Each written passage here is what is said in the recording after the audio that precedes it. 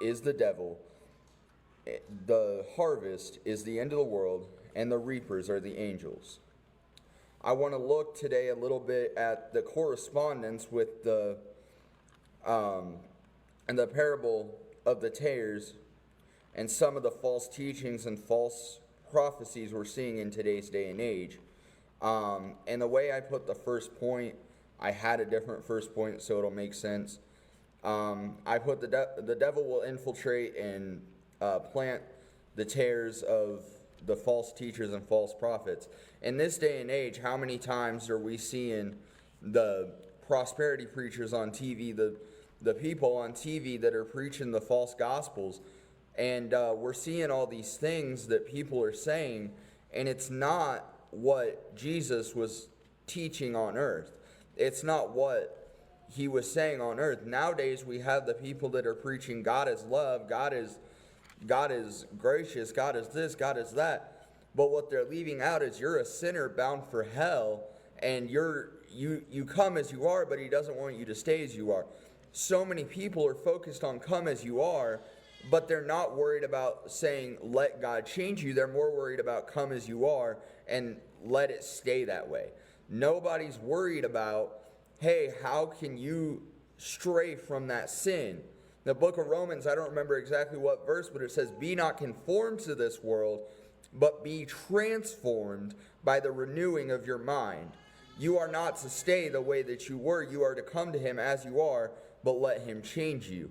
Too many people are so worried about offending people. And yes, the gospel alone is its own offense, but there is a sense where we need to tell people this is not the way you are to live. This is the way the Bible says to live, and let them see what the Bible says. Point number 2, the tares will not be removed until the rapture. I want to look at how, if you read that whole parable, which I didn't for the sake of time, the tares will not be removed until the harvest. The servants went to the man that planted the field, and they said, hey, do you want us to take these tares out because we don't want to affect the growth of the wheat? And the master said no, because then that ruins the growth of tearing them out, or taking them out will ruin the growth of the wheat, because you'll take the wheat as well as the tares, and the wheat will come prematurely, and you won't have good wheat at the harvest at the end of the year. So these tares, these false prophets, these false teachers, though we won't see them taken out till the end of the world, we won't see them taken out till harvest, there's a duty in which we have to go warn people, to go say, hey, listen, this is what is happening here. There's a duty that we have to preach the gospel and try to do our best to plant the seed that is the gospel into people. And we've got to go forth and say, hey, this is what they're teaching. This is what the Bible says. Now do with it what you will. And it is our job to go into the world and teach the gospel into every creature. But if we won't, then this is how we get what we have here today. And now, if you're looking at this, how are we talking about when Jesus explained it as the son or the children of the enemy? How are we talking about false prophets? Well, Paul said, if you're not preaching the gospel of Jesus Christ, that let them be accursed. Now, they'll disguise what they're preaching as the gospel of Jesus Christ. They'll preach the death, burial, and resurrection. But then, like I said, they'll go to the prosperity gospel. They'll go to all these other things. They'll go to, if you get baptized, you'll be saved. They'll go to, if you do this, if you do that. That's not the gospel of Jesus Christ. That's a different gospel. Therefore, the Bible says, let them be accursed, because that's not the gospel we were being preached in the first place. I was going somewhere with that, and I just lost my train of thought. That sucks. Where I was going with that is the Bible. Jesus said, I believe it, I don't remember exactly where it was, but it was also in Matthew. Jesus said, not all that say unto me, Lord, Lord, will enter into the kingdom of heaven. And the sadness of what he said there was some of them, I'm paraphrasing, I don't remember exactly how he put it, but he said, I'll look at them and I'll say, depart from me, you workers of iniquity, for I never knew you. And some of these false teachers and false preachers preaching the false gospel, you might be able to say that they're saved. We don't know their heart. But some of them, when you're not preaching the gospel of Jesus Christ, the only gospel that saves, you can't fully believe the gospel that does save, which would lead to, there's a potential that they're not saved. And that's why I'm going the route I'm going with this. But I want to look at point number 3.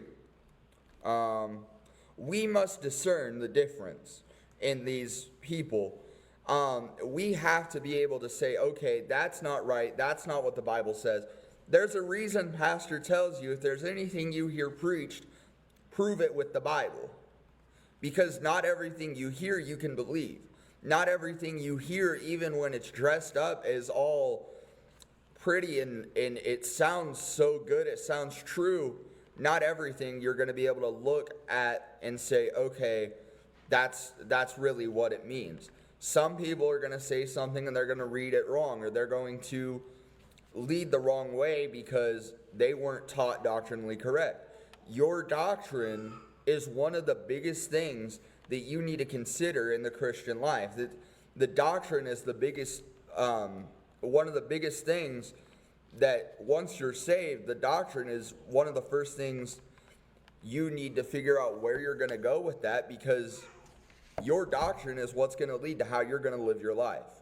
Now, I'm not saying dive immediately as far as possible into what doctrine is, what doctrine means, but find somebody to disciple you and find somebody to be able to actually talk to you and say, this is what we believe, this is why we believe it, in simple terms, and find out what you're going to do with that information. There's times I'll look at people and I'll say, this is what the Bible says, now do with it what you will. Because you can't make somebody believe something, but it's your job to go ahead and look at them and say, this is what this means.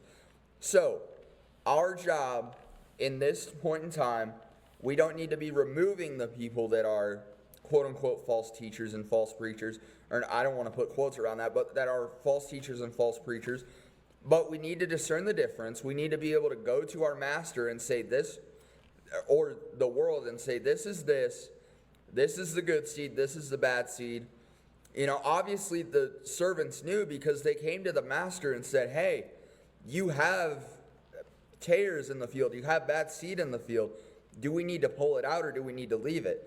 So you can't, you have to go forth and you have to be able to say, hey, these are the people in the wrong, these are the people in the right, and this is what I'm going to do with it. What are you going to do with it? And so it is our job to discern and to tell people the difference.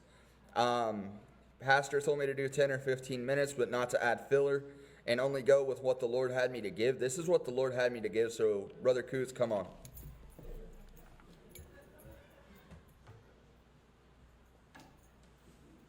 Thank you, Brother Trevor. God bless you.